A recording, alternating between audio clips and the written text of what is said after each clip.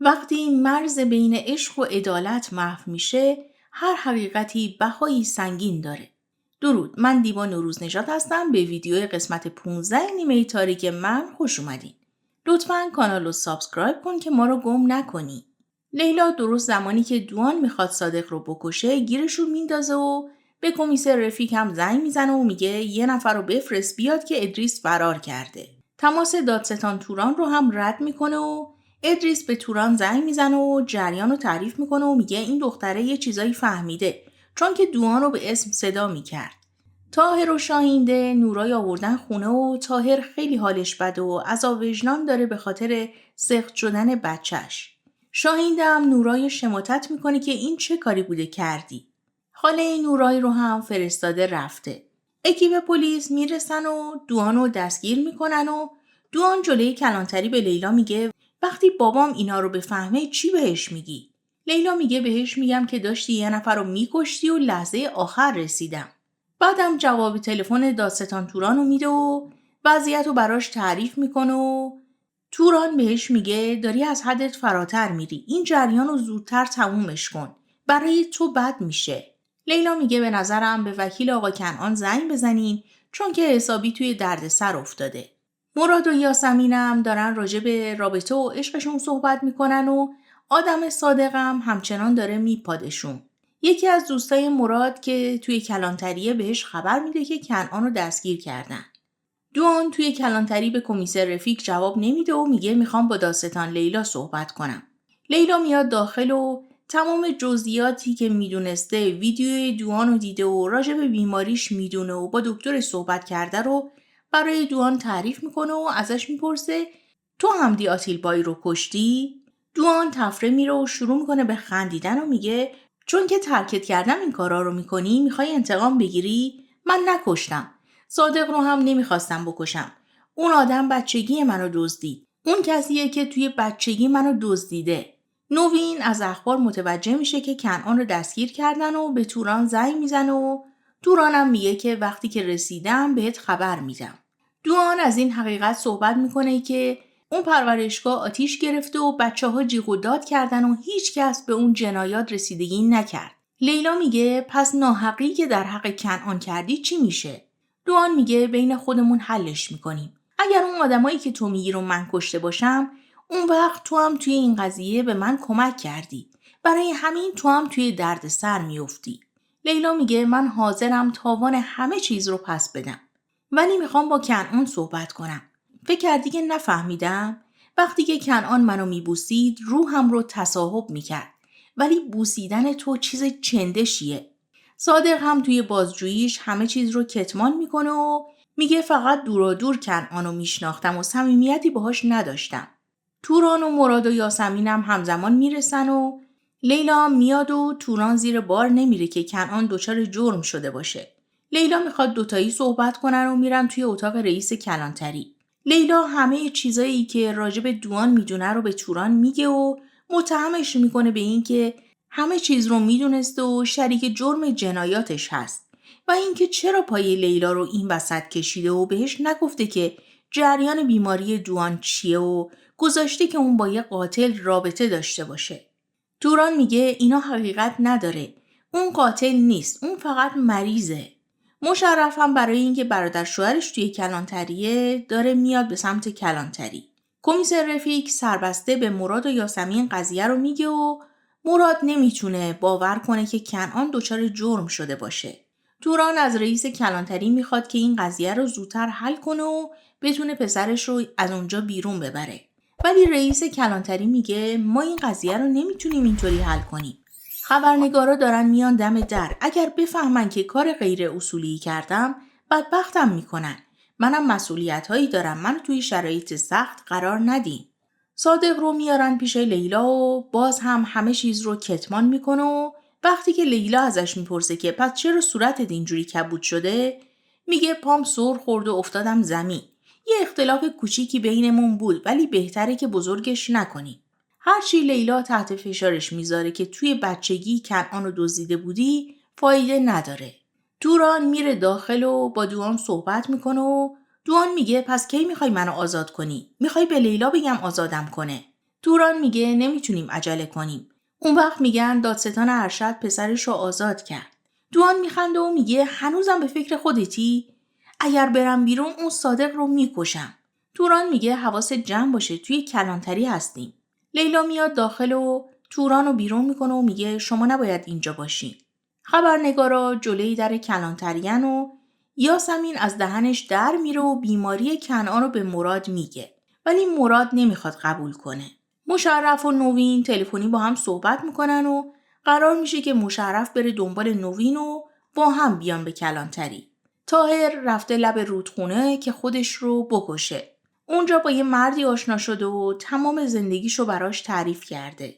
دوان یه لحظه توی کلانتری سرشو میذاره روی میز و خوابش میبره و کنان از خواب بیدار میشه و تعجب میکنه که چرا اونجا هست و شروع میکنه به داد و بیداد کردن. لیلا اومده داره برای مراد توضیح میده که کنعان به چه صورت مریضه که کمیسر رفیق میاد صداش میکنه و میگه کنعان داره داد و بیداد میکنه. لیلا میره داخل اتاق بازجویی و متوجه میشه که شخصیتش برگشت خورده به کنعان.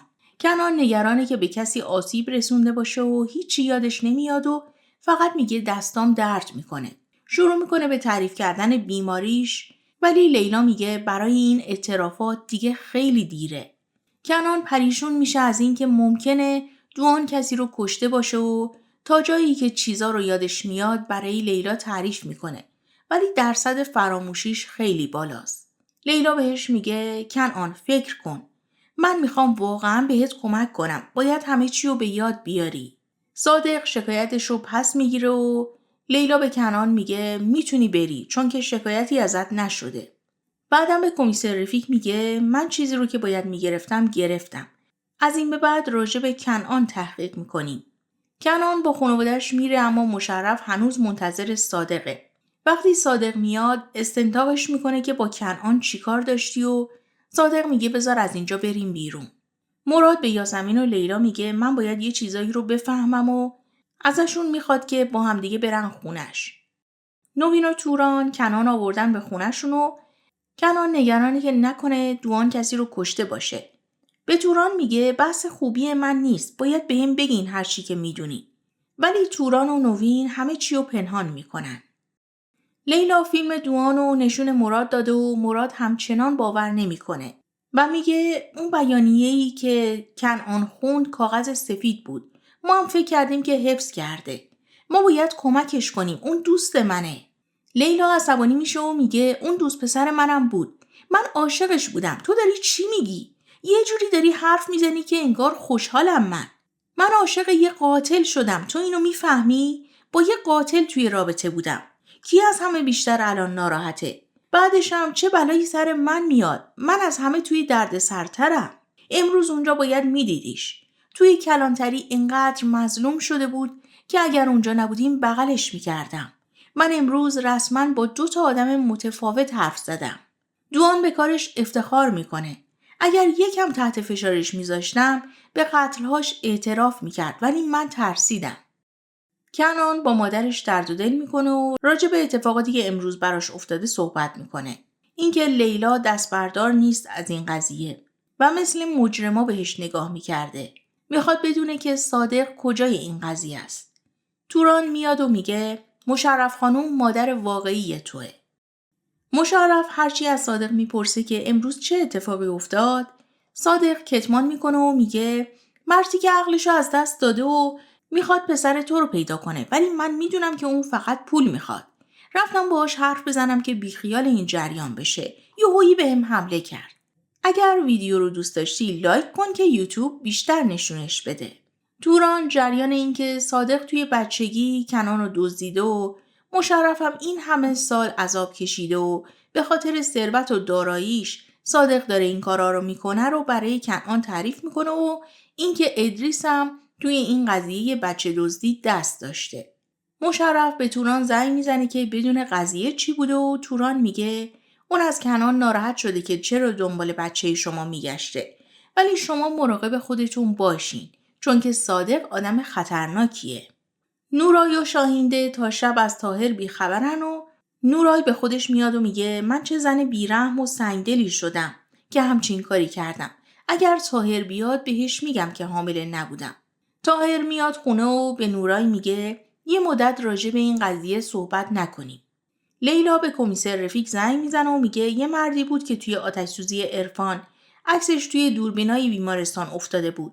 با عکس کنعان مطابقت بدین. مراد میخواد بدونه که از نظر قضایی کنعان چه حکمی داره. لیلا میگه هم کنعان هم دوان عقلشون سر جاشه و فکر میکنم که باید جزاشون رو بکشن.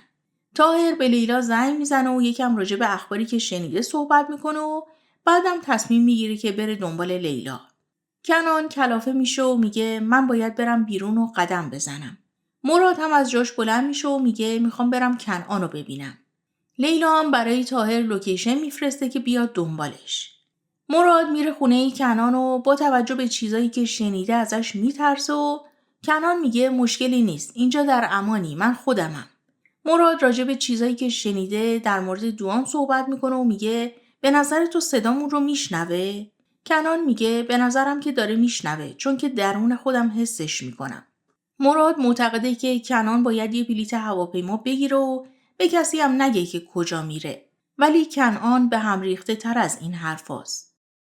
لیلا متوجه ناراحتی برادرش میشه و ازش جویا میشه. وقتی که میفهمه طاهر میخواسته خودکشی کنه و به خاطر بچه‌ای که از دست داده ناراحته، این واقعیت که بچه‌ای در کار نبوده رو بهش میگه و طاهر هم خوشحال میشه و دوتاشون شروع میکنن به خندیدن. همون موقع مراد بهش زنگ میزنه و تعجب میکنه از خنده های لیلا. بعدم بهش میگه که کنعان میخواد تو رو ببینه توی خونش. صادق به افرادش زنگ میزنه و میگه باید فوراً کنعان رو بکشین وگرنه اون منو میکشه، عجله کنین. طاهر لیلا رو میرسونه جلوی در خونش رو، کمیسر رفیق و یه نفر دیگه هم توی ماشین مراقبن. مراد تنهاشون میذاره و کنعان به خاطر این اتفاقاتی که افتاده و لیلا رو توی این دردسر انداخته ازش عذرخواهی میکنه. لیلا میگه من خیلی دوستت داشتم. نفهمیدم که چرا اینطوری شد و تو هم هیچی بهم نگفتی. کنعان میگه برای اینکه ترسیدم از دستت بدم. خیلی قشنگ بودی. هر روز صبح به امید دیدن تو از خواب بیدار میشدم. توی زندگیم هیچ وقت اینقدر خوشحال نبودم. با خودم گفتم عشق تو برام خوبه ولی نشد.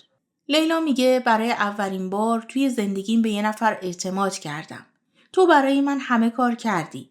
حتی از کار دست کشیدی. هر کاری کردی که به هم ثابت کنی که دوستم داری.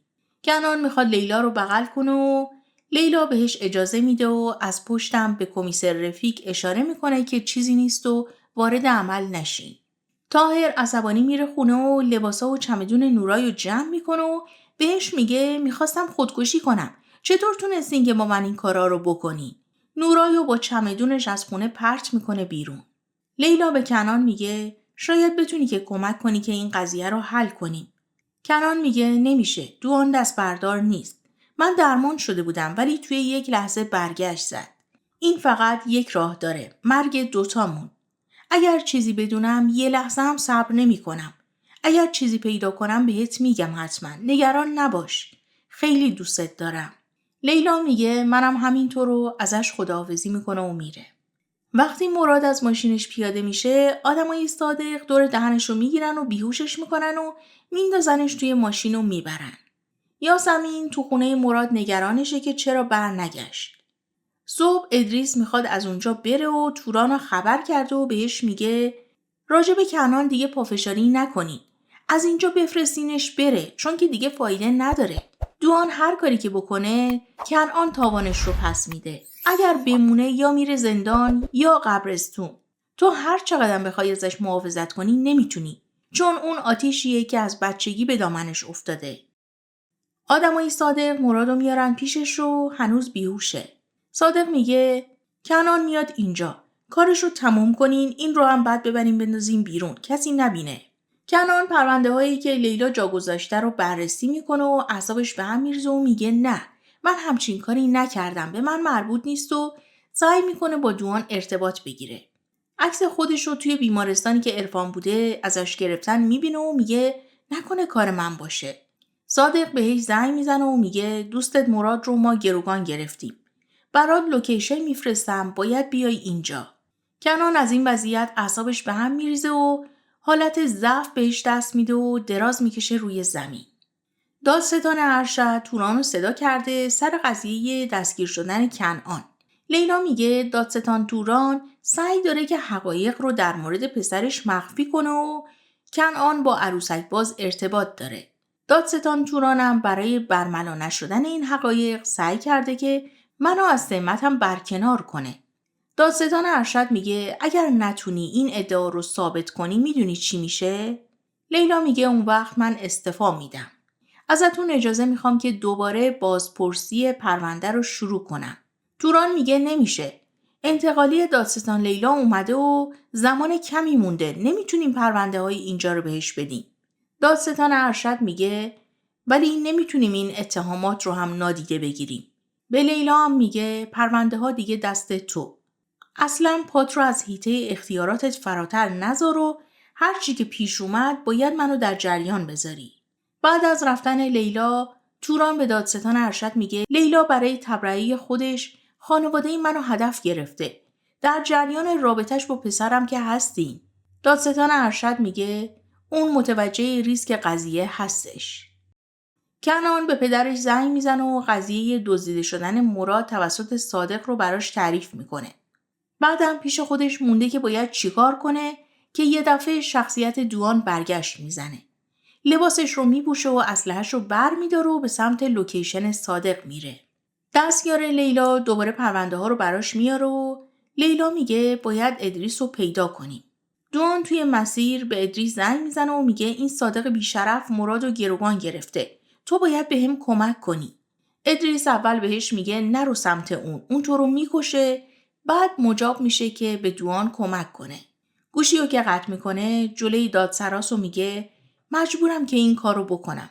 میره سراغ دادستان لیلا گدیس رو میگیره و خودش رو معرفی میکنه و با دستبند میبرنش. توران مشرف رو خبر کرده که ازش کمک بگیره. مشرف فکر میکنه که پسر مردش پیدا شده و توران بهش میگه که کنعان پسر توه و صادق میخواسته بکشتش. توی مسیر کنعان دوباره برگشت میزنه و صدای دوان توی مغزش میاد که گوشی رو نگاه کن. وقتی فیلم آتیش گرفتن عرفان رو میبینه باورش نمیشه. یاسمین به لیلا زنگ میزنه که از مراد خبری ندارم و دارم میرم به سمت خونش. لیلا بهش میگه من تنها نمیذارم و موقعی که داره میره بیرون ادریس رو میبینه که دستگیرش کردن و دارن میارنش. ادریس بهش میگه میخوام یه حرفایی بهتون بزنم. باید جلوی دوان رو بگیرین. دوان داره میره صادق رو بکشه ولی خبر نداره که صادق براش تله گذاشته. اون عروسک باز در اصل دوانه. لیلا میگه ببرینش بازجویی. بعدش هم از شنیدن این حرفا حالش خیلی خراب میشه و میشینه روی صندلی دادسرا. کنعان از دیدن اون فیلم حالش بد شده و میگه من اون کارو نکردم. تو اون کارو کردی. صدای دوانو توی مغزش میشنوه که بهش میگه دیگه وقتشه. باید با واقعیت‌ها روبرو بشی. باید بفهمی که دقیقاً کی هستی. این آدما خیلی کارای بدی با ما کردن. زود باش کنترل رو بده دست من. اگر ما اونا رو نکشیم اونا ما رو میکشن. کنعان پریشون حال ضبط ماشین رو روشن میکنه و تو جاده میرونه ولی کنترلش رو از دست میده و میزنه به گارد ریل. مرسی که تا اینجا همراهم بودین. اگر شما به جای لیلا بودین میتونستین از عدالت بگذرین و عشقتون رو نجات بدین. لطفاً کامنت کنین. تا ویدیوی بعدی خدا نگهدار.